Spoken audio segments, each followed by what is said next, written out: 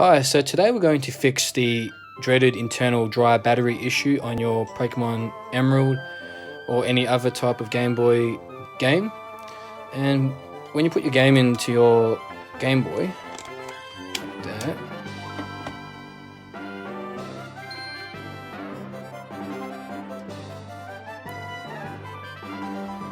you will get this message that comes up after the start screen. You're going to get that message here. So today we're going to fix that, and it's pretty straightforward.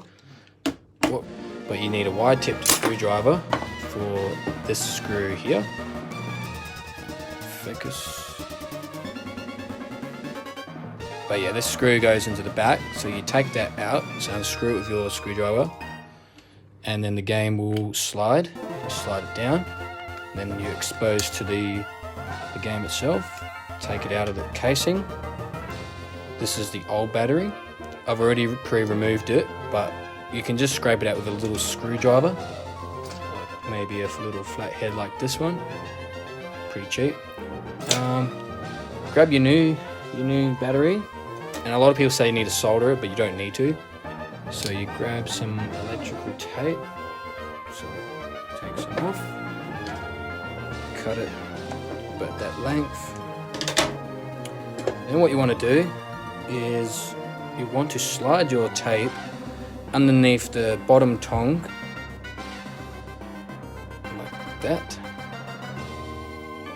and then grab the new button battery, which is a CR16, and then you put the battery in between the two tongues like that, and then fold one half of the tape like that, press down as you're doing that, and then wrap this one like that, press down tight, and then just cut off any excess like this.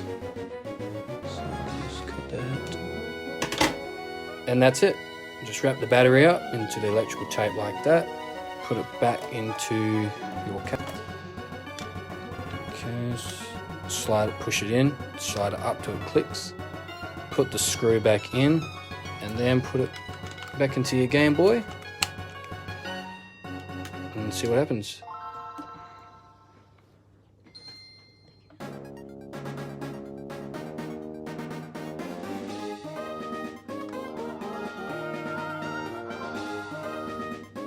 That's it.